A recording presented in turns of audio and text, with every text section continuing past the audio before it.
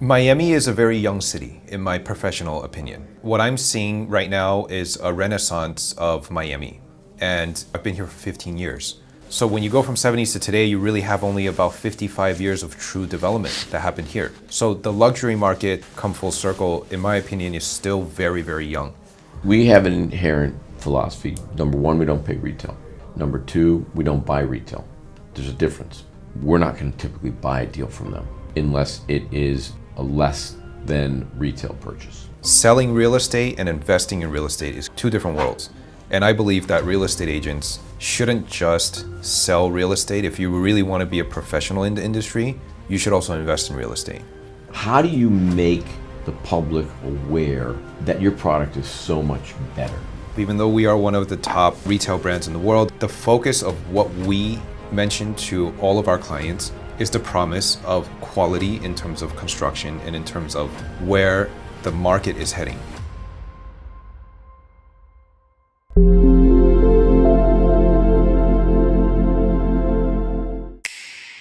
Guys, Mark here, back at Shapiro TV, and we are going to talk about the new Dolce Gabbana residence with the sales director, Elliot Lee. And Elliot was nice enough to come and do a podcast with us because we want to make you aware of what kind of products out there. And this product, to me, okay, I've never seen product like this. The meticulous design, the meticulous attention to detail is, in my opinion, it's insane. And I've never seen that for a project here. Now you have some amazing buildings, you have some amazing buildings in Sunny Isles, you have some amazing buildings downtown, also on Miami Beach. But for some reason, this has set the bar a little bit higher. And if I were to say that probably the highest bar on the beach is glass or apogee, I don't know the actual word that is higher than an apogee, because an apogee is higher than the pinnacle of something, of a mountain. So we're just going to call it the Dolce Gabbana effect. And Elliot, you're welcome for coming here. We are so happy to have you, and so looking forward to doing some other things with you. Thank you so much, Mark. To be here in your amazing office, in your space. You have great energy here. You are a juggernaut on your own and everything that you do. I'm honored to be here, and thank you so much for having me as a guest. Tell me, I was going to ask you before off camera, but tell me now, where are you guys on pre-sales? We are 35%, and we started our sales January 23rd of this year. In comparison with the new development market, we are one of the fastest selling new developments because of all the features and the Dolce Gabbana effect, which I'm going to say this is Mark who coined this. It's insane, and we were actually at an event for Cipriani, who is at 75% sold, and they have a really good development partner. I'm not saying your development partner's not a good development partner. He's very good. But Mass is very good, and I think they're 50 stories up, and their product is night and day. Their product's beautiful, don't get me wrong, but compared to your product, it's like having a sirloin steak to having the best. I don't know. I eat ribeyes. The best. I best love filet, it. That's good enough. Yeah. The best wagyu. The best of the best. Yeah. Okay. It's like going to Poppy's Steak, which is great, but it's so different, and it's beautiful product. It's also in, I think, a subpar location where you guys are at, in a much better location where the building is being erected. Right. Right. So, real estate is always about location, location, location. The Cipriani is a great brand. It has a great developer, Camilo, I know very well, and Mass Capital is a great developer. It's two completely different products for two different customers. What I'm seeing right now is a renaissance of Miami, and I've been here for 15 years. When I first came here, I saw the beach. And I would see 3 acres of oceanfront land right next to pristine waters, and I couldn't believe my eyes. And just to see how much it's grown in the last 15 years, and the level of construction quality, the level of developers that are now playing here is what I would really consider a city that is worthy to be recognized on a global scale. And we're getting developers now that build on a global scale coming to Miami and endorsing Miami, the entire city as a whole. So I think that is absolutely incredible, and JDS is one of these developers. As you know, New York is well known for the pinnacle of skyscrapers and quality construction, and now we have those developers coming to Miami to set the new bar of luxury. Once this new wave of condos is being built, these towers finish being built, I believe that the entire bar for luxury will have been reset to a much higher level. So when you say that, what makes Miami luxury different?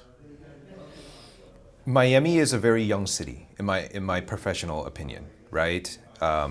Miami has always been around since the 1900s, but it was really the 1920s where you start getting retirees that moved here, right? And it was always little two-story motels that were really perched along the ocean. You have the older generation, retirees that are here. And then the 1970s came. That's when Miami really started to get skyscrapers. So I consider the real boom started happening back in the 70s. So when you go from 70s to today, you really have only about 55 years of true development that happened here. So the luxury market, to kind of come full circle, in my opinion, is still very, very young.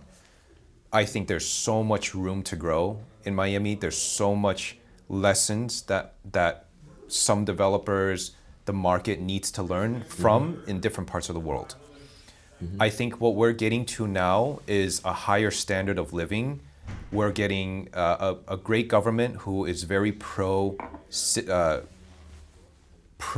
in terms of Pro-business, pro-business, pro-development. pro-development. We have record safe streets, and we have a community that's really working together to make Miami a better place. And so from all of those effects, you actually start getting service attitudes that are at a more elevated scale. You're starting to get people who perform better. You're starting to get professionalism that's coming in at a higher level, higher expectations. And I think that helps overall all of the luxury, not just in real estate itself, but in the service attitude, in the management, which are things that you can't buy. That takes time, that takes culture. And, I think both of those two components, quality of construction, level of developers, as well as service attitudes, elevating each other is really what sets Miami in a new standard of luxury. But look, we don't have the prices that London has. We don't have the prices that New York has. So it's such a great time to be part of this growing environment, in my opinion. So you said you came here 15 years ago. Where did you come from? Actually, I have a very interesting backstory. I was born in Los Angeles. I'm Taiwanese. And I lived in LA, I lived in Taiwan, I lived in Shanghai. That's where I was for high school. And then I moved from Shanghai directly to Miami for college. For college, you went to the University of Miami? I went to Johnson & Wales University. So the hospitality. Actually, not hospitality. I was in business management. Business management. Yeah. And while I was in university, I had a sort of life and death situation. I had a spine surgery where I had a 50% chance of success. I have 23 titanium screws in my back and 2 metal rods. What happened? I was born with a genetic, how do you call it? Genetic medical issue. Compromised. Yes, and I went on some snowboarding trips, and let's just say I did things I wasn't supposed to, went on jumps I wasn't supposed to, and failed. Let's say fell really hard, and I had to have surgery, pretty much. So can you surfboard? Can you Snowboard? snowboard? I'm a skier, so I love shredding the snow. I got to tell you, man, I wouldn't do it at the level that I did before now. I'd probably go down the green slopes or the blues. I don't know if I would do the blacks again, or maybe slowly work it back up to that point. And ever since that experience, I was a party guy in college. Really, I don't even get that vibe. I know. I get that vibe. I get that you were a mathematician, or you were going into medical or research. Yeah, or, yeah. you know, I get that a lot. I get that a lot. But it's the glasses. Don't let the glasses.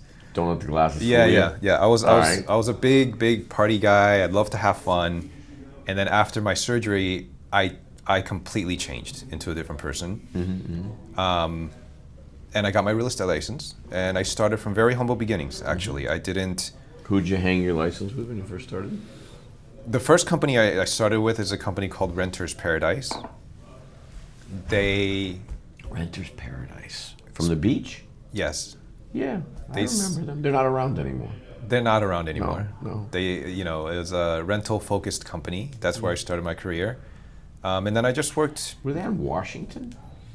They have They have an a, office in Washington? they have on Collins Avenue. On Collins Avenue, I think there was Collins Avenue and Renters South Beach or Paradise. something. Actually, they might have been in a building I owned at 1330 Collins. Maybe it's somewhere down there. Yeah, Yeah, they Yeah. were on the first floor. yeah, Yeah, yeah. yeah. I was actually in the Hollandale Beach branch. No, I know the building. It's across the street from a garage. I mean, Right, yes. What did we call the building? I still own it. What is it called? Something Le Sur. I forgot what my team ended up calling it. And that was one of the first little buildings that we did. We gutted out all 20 units, and we figured out that we were able to actually generate a lot more income with a better open floor plan. And we did a bunch, I don't know, probably 30, all from First Street all the way up to 15th.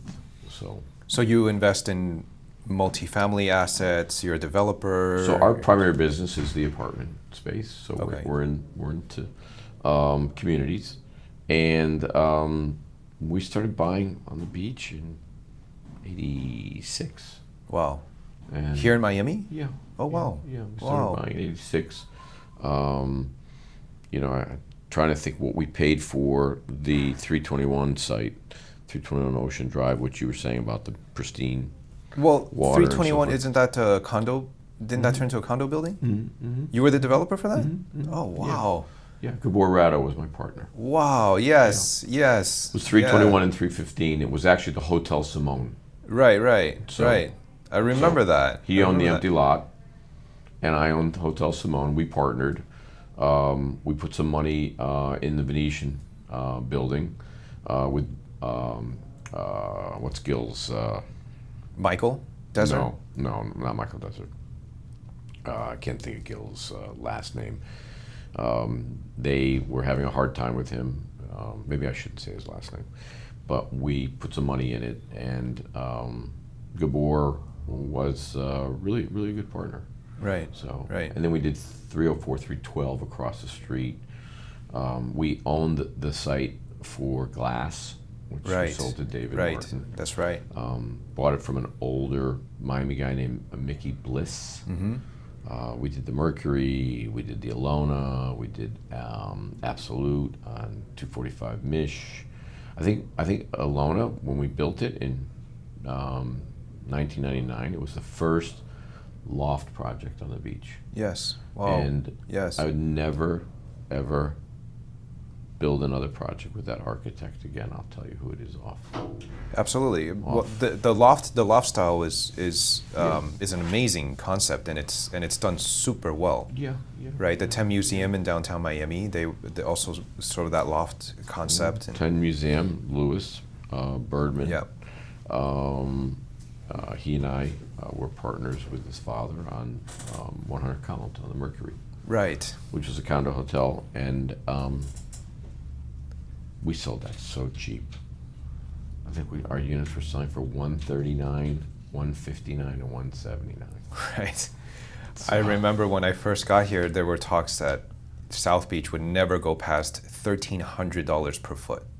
Oh, what does Apogee sell for? What Well, is now glass? you're Glass seeing is you're seeing 4,400 a you're, foot? you're seeing yeah you're seeing Continuum selling at like 5,000 a foot I don't now. get Continuum. It's such a crappy build. I respect Bruce. We actually were involved in the Alaskan piece. We were also very involved in Portofino because me and the apartment business became partners with George Perez. And when they probably don't know this guy's name, Thomas Kramer. Of course, Thomas Kramer. Yeah, When Thomas Kramer yeah, got he was, arrested for the third rape charge, which looked like it was going to stick. Thomas Kramer was. Excuse me if I'm incorrect here. He owned Portofino Group. Right. So he owned all of the property on Miami Beach, which was eventually sold to Related, right? So here's the crazy. This is how crazy the story is. Miami Beach is on the verge of bankruptcy, and its debt was with CS First Boston. And back in 1985, CS First Boston sold its paper to Thomas Kramer.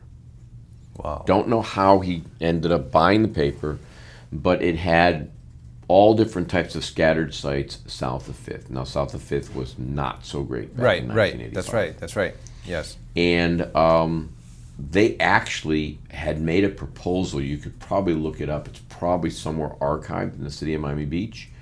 They were going to dam off Fifth Street, and they were going to flood everything south of Fifth so it looked like Venice. Wow. This was the crazy idea that they Yeah. had. Well, what ended up happening is Tom Kramer started to do pretty well. Okay, if you don't know the story, his money came from his father-in-law, the Otto family, who were in the financial printing business, and then he invested it, and he did pretty well. Not so well in some of his other stuff, and he's a pretty extravagant guy, and he might have took some liberties. I don't really know the truth of it. I probably Sure. don't. Right. It's probably not true. Okay. Okay, because anybody can say anything, and half the stuff around here, actually 2/3, maybe 75% of the stuff is all bullshit. Right. Okay. So he starts building Portofino in '92, and he gets his third rape charge in '94, Wow. and they turned into Wachovia. What was the name of the bank? Bank United. No, United Bank. Union Bank. Okay. Union Bank had the loan on it, and they ceased, and they pulled their loan. Somehow he was able to continue to build using the deposit law, using the deposits, and then he ran out of money. He didn't run out of money completely, but they forced him to sell everything that he had. Right. And so George Perez bought the Portofino group, okay? And in order to do that, George Perez, who was very wealthy at the time, had to, Steve Ross did not get involved in that. Right. And he had to pledge his affordable light tech portfolio, and we had a very big part of that after Hurricane Andrew hit Wow. for us. So I ended up getting a small piece of that deal, and that's how I ended up with a lot of the sites. Wow. That's amazing. Yeah. That's so amazing. That's it's interesting because We never really talk about that stuff. yeah. Like for right, me, right. we've partnered with some of the best developers here in South Florida. Right. The guys that, you're seeing their sons working. Right. So, we're fortunate for that stuff. So, For me, I started off as just a humble real estate agent, and as I started, where a lot of people start. right, and as I started building my business, I realized that selling real estate and investing in real estate is two completely different Two different animals. worlds. Two different worlds, and I believe that real estate agents shouldn't just sell real estate. If you really want to be a professional in the industry, you should also invest in real estate. And so I don't have anything near what you have. I have a small portfolio of duplexes, triplexes, That's and amazing. things like that. And It's amazing. did Should buy more. yeah, that's exactly what I'm doing. I'm rounding up the commissions that I have and trying Buy to. as much as you possibly Yeah. can, because it's only going to go up in value. Right, absolutely, absolutely. But it's great to have somebody like you who's, to my understanding, you're doing a lot to mentor younger generations who are getting into the real estate business. It's extremely valuable, the knowledge that you have. It's become really very much a passion of mine. So, why do you think the lifestyle here kind of shapes the real estate market? What makes the lifestyle here different than anywhere else in the world? Miami is a very health conscious place. It's probably one of the most health conscious cities I've ever lived in. And I've lived in a lot of different kinds of cities. The priorities in different cities are, of course, different to many people. But here in Miami, a lot of the priorities are health-based priorities. And so in a lot of ways, I think Miami is the leader in a lot of things that are probably unspoken or underestimated, in my opinion.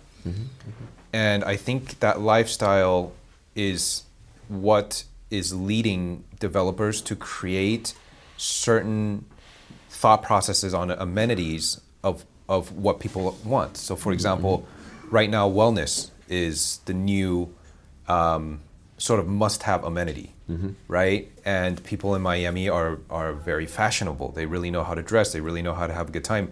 They really have a high expectation of life. And so developers now are also understanding that aspect, and they're giving turnkey properties. For example, like our property, we give all the furniture, all the finishes, right? All the window treatments, closets. The stuff's exquisite. Just right. Thank you very much. Thank you very much. But it also meets the buyer's demand. This is what buyers are looking for. Yeah. The lifestyle here, Miami is a place where people love to come for periods of time, whether they're snowbirds or they're here to take advantage of the tax code or whatsoever, or be a resident here. So we created a product that is hybrid to the market, where you can live in it full time, but you can also have income coming in. When we speak to clients, we recognize that Miami is rising in costs, in housing costs.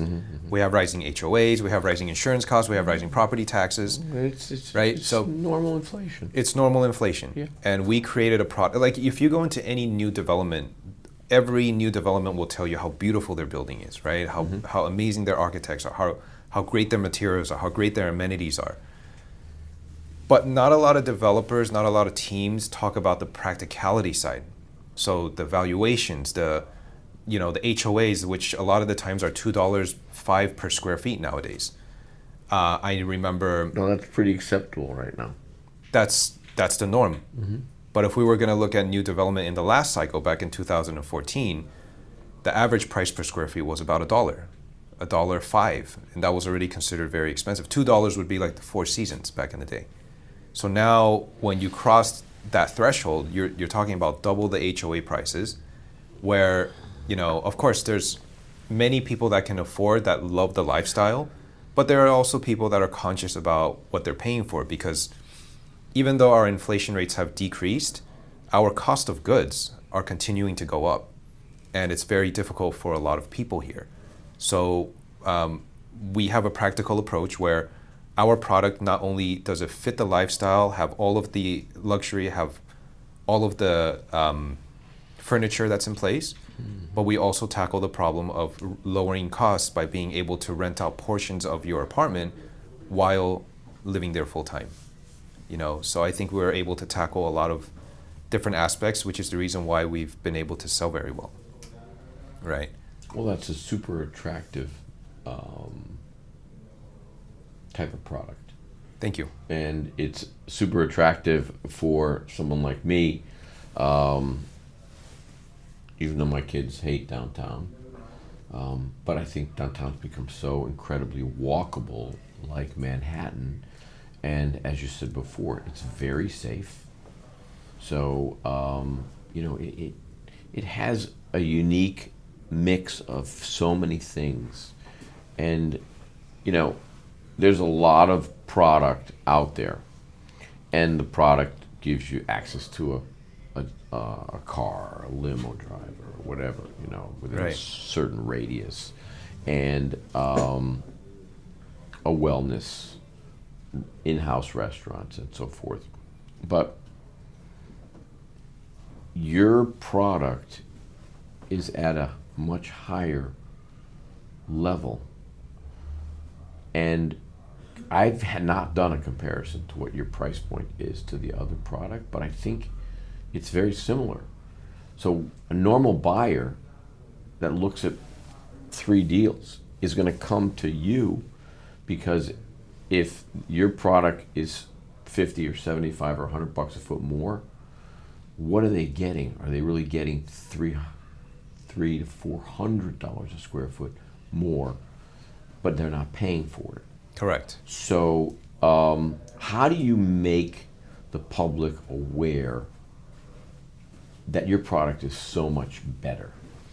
Well, we recognize that there are many other products out there, right? There are many other brands that have a much more prestigious name than the brand that we have. Even though we are one of the top retail brands in the world, there's also hospitality brands, there's automobile brands, there's brands for everything nowadays.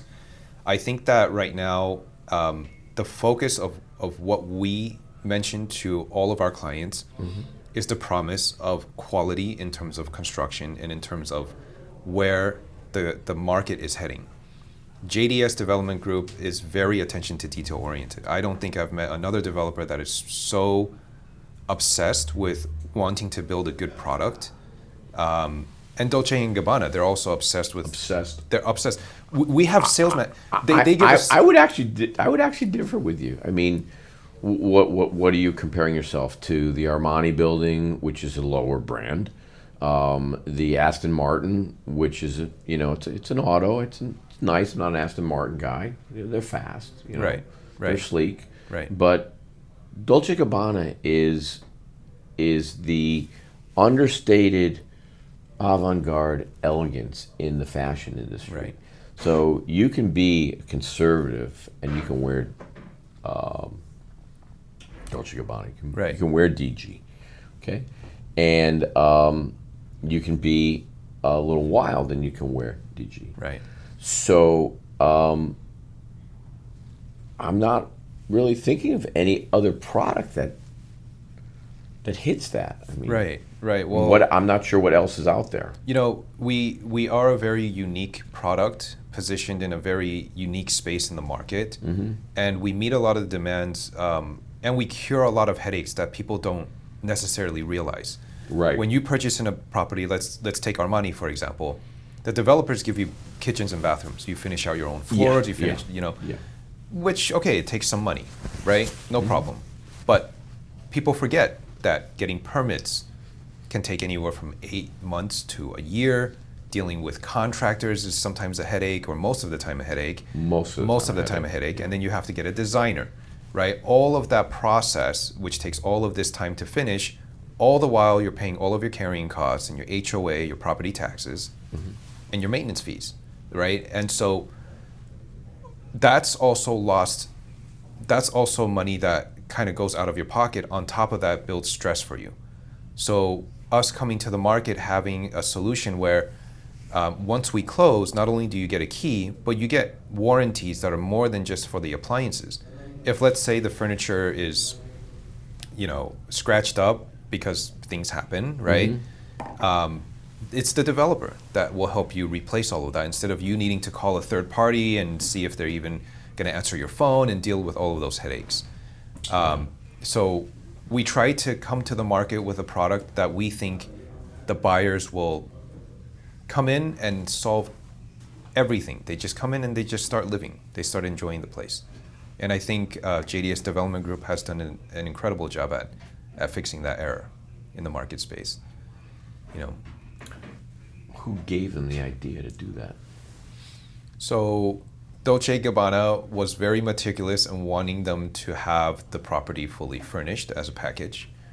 And a lot of it is done through data researchers that put up all of this information and market reports and research to give JDS the point and direction. So our research indicated that, most people that come to Miami, they want to have their own place, but they also travel many places around the world. And if they have children that come to visit them, the children stay for maybe a couple of weeks out of the year during Christmas or New Year's, and then they leave. They have a beautiful apartment, but then you have 2 bedrooms sitting empty. What do you do? And so. Well, this is the major distinguishing factor in this building and in the product. And is anybody doing this? There's been other places that have done it in the past, but in the new development industry, we really, to your point, Mark, we really don't have any competition. When I did all of our comparable studies, you either have ultra luxury development or you have short-term, flexible ownership products. But there are 2 very ends of the spectrum. The flexible ownership products, you have generally 2 bedrooms that are sub 1,000 square feet, right? And then you have ultra luxury products that only allow you to do rentals for a year. So when we came into the space, we really don't compete with any project. We're our own category. I think you're totally in your own category. We're in our own category. We do cater to those who are looking for a higher end lifestyle, without compromising. The practicality approach that we were talking about. And so we are in a very unique space. I got to be honest with you, Mark. When I first joined the project, I wasn't so sure if it was the right decision, because the product was so unique to the marketplace. And I took a chance because I thought I would be able to add a lot of value to the strategic side of you do. of sales. You do. Thank you so much. And what ended up happening was the market reacted very well. Within the first 2 months, we sold about 15% of our units just in the first launch. That's a lot. Yeah. Total units? The total amount of units is 259. 259. Yeah. Wow. And total saleable square footage? the total sellable square foot. That's a good question. I don't have that number off the top of my head. But that's a very important number for me to know. Yeah, well, yeah, I gotta go back. You'll know. You'll know it later. You'll check later. So when anything we look at, it's always what's the net saleable square footage. Right. Because then that's how you price your costs and yeah. So basically, after Michael has gotten all of that, then I go to him with the total sellout number, and I help him price out the units individually, and then we put together the strategy of I mean, I'm sure you don't use software. Well aware. We have a software for it, but we also help position the tiered approach of how we raise the pricing, and then also which units to release to the market. So we maintain a healthy sales pipeline. Yeah, right, for the building. Right. Well, that creates more demand. Right. And then as your demand increases, you just keep on releasing them, and that's also going to drive your price point. Right. So. Right. Yeah. So it's an exciting time. I think it's I'm really proud to have stayed in Miami. I had the choice to either go back to LA or maybe do something in Shanghai, which at the time those two cities dwarf Miami as a whole. In a sense, it was I believed in the city of Miami, and I wanted to invest in it. And in another sense, I really didn't know what was going to happen. So it was partly stupidity and courage, or that. Well, it's never stupidity. Sometimes it's luck. Sometimes it can be very lucky. And you have a family. You're raising a family here. I have a wife. I'm happily married, and thank you very much. And she's she's the best. She's a nurse practitioner at Mount Sinai, Amazing. and we're working towards having a family and building our life here in Miami. So yes, I'm very blessed. I'm very grateful for I am. That is one of the biggest blessings you can have, is to have a really good partner. And it's not the easiest thing to find, especially here.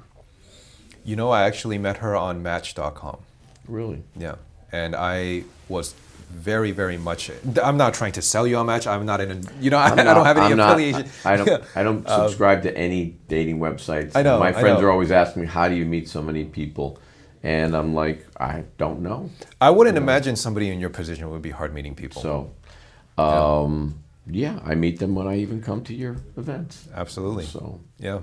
I know we're planning a really amazing event together right now. We are. And Yeah. I think we're gonna blow it out the water. Yeah, I'm about to sign the contract when we get out of here before Shabbat, and the event is going to be by invitation only, and it is going to be from my book of business.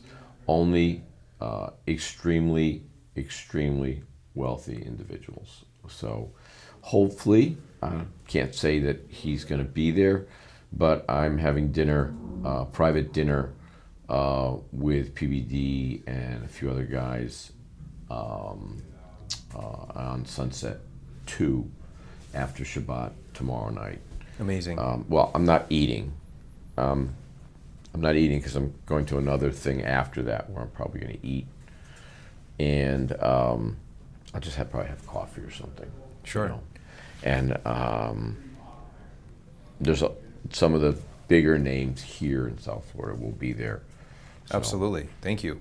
I actually, and I did have a question I wanted to ask you. Having the honor of meeting you in person that time at our event and seeing everything that you're doing on social media, seeing the empire that you've created, the mentorships that you do, the classes you have with your students. How do you have such great management and you're in great shape? So how do you have a routine in your daily life? How do you manage so many facets of business? I'm actually an alien. Got it. I'm from another world. Okay. So that's what I need to do. Yeah. Yes. Okay. There was a show with Robin Williams, and his name was Mork from Ork. Okay. And I am joking, obviously, but Robin Williams was one of my favorite comedians. He passed away too early. I'm very regimented, very disciplined. Everything in my life, is fairly routine and fairly consistent. I, just like anybody, have good days and bad days, and I get up early. I think today I was up at 4. I usually get up at 4:30. But when my eyes open and I'm awake, I just get up. Do you time block? Is there a time during, in the mornings, where you time block, where you have critical activities that you don't negotiate for anything or anything like that? I try to, but I hear we've you. gotten so busy. It's almost impossible. Yeah. But my number one non-negotiable time block is Friday night at sundown. I turn off my phone For Shabbat, yes. for Shabbat, and then Absolutely. turn it on 25 hours later. My morning routine is pretty simple. I'll make some coffee, watch the sun come up. I do some writing. I'll do some, I read Tehillim, which is Psalms. Tehillim in Right. Psalms in Hebrew Right, is Tehillim. yes. And then if I have a chance, I'll either go to my temple and pray there, or pray at home, and then work out. If we have a meeting, we typically have a meeting on Monday and Thursday. I don't really attend a lot of the other company meetings, but I'm typically on those meetings. Sometimes, actually most of the time I think I run them. Okay, and that's all for the social media business. The apartment business is constant. It's nonstop. Right. So, and we're in the process of a bunch of acquisitions by year end right now, and we've never seen, I think, this much activity In the multifamily space? Yeah, the multifamily space is coming unglued. We just put together a fund to invest in distressed downtown developments. We have not deployed any of the capital, and we're waiting. And there are a lot of deals that aren't going to get built, and there are a lot of deals that are going up that aren't going to get finished. So we're sitting very patiently, and we will see what happens. So a lot of these multifamily deals, as an investor myself, I've seen that in the last year, rental prices have come down generally somewhere between 10-15%. Some cases more, some cases less. Depends on the market. Right, and then cap rates were compressed because interest rates were higher. Right. Are you seeing more breathing room because interest rates are coming down and rents are stabilizing, and you guys are seeing sort of light at the end of the tunnel? No, or what's the... We have an inherent philosophy. Number one, we don't pay retail. Number two, we don't buy retail. There's a difference. Okay, so CBRE or Northmark or Cushman or Walker Dunlop's, we're not going to typically buy a deal from them. Okay. Unless it is a less than retail purchase. Right. Okay. We just bought a deal from the Hartford Insurance Group, the Hartford, and it was marketed by Walker Dunlop, and it was under contract a few times, and we were always the backup. Then they finally came to us and said, "Can you close?" And we said, "Yeah, of course." And just a nice Class A deal. Terms aren't great, 13-14%, but not when we buy something at a 40% discount Right. to the replacement cost. And we are doing those deals, and we are buying a lot of the distressed stuff. And that's where you make your money. You're always going to make your money when you buy a transaction. You're just going to realize the gain, hopefully, when you sell it or dispose of it, or you refinance it. We're not trying to dispose of anything. We're trying to keep everything. So our mentality is we can't pay market, we can't pay retail. So we swim in a very shallow, small pond. And when you're in that pond, you're seeing multiple deals every week, deal after deal after deal. And you're constantly either dealing with special servicers or banks or the insurance companies that have taken the assets back. But a lot of them are taking it back because of the change back in the banking law after President Obama rescued the banks during the financial crisis, and then they wrote Dodd-Frank. And then Dodd-Frank changed the way banks recognize their assets on their books. So they don't have to do what's called mark-to-market. So the banks can carry the bad debt and continue to roll it over, and it doesn't affect their balance sheet. So it doesn't affect their ability to borrow. And that's how banks borrow. Banks borrow off of their balance sheet. Right. So we're seeing tremendous opportunity, tremendous. And we're taking advantage of it. I think we're closing, I think we have 1,600 units we're closing by the end of the year. Probably close to 300 million, but it's just garden style apartments. Yeah. Well, I hope one day I will get to your level. You will. You will. Just you've got to take an assertion and put what you have on the line and jump into the deep end, because there's this little, our minimum acquisition size is 200 units, but there's this cushion between the 20 and 100. There's a lot of deals out there, There's some really, really good guys that buy these small deals, and we'd love to deploy capital with them. I just don't really have relationships with them, and that's, for us, just the economies of scale. It's just so much easier when you buy a larger scale asset, Right, versus right. a smaller Absolutely. portfolio. Absolutely, yeah. So Yeah. Perfect. Perfect. And you started out also with a 3-family house Wow. at age 23. Wow. My mother was a commercial broker. She sold me the deal.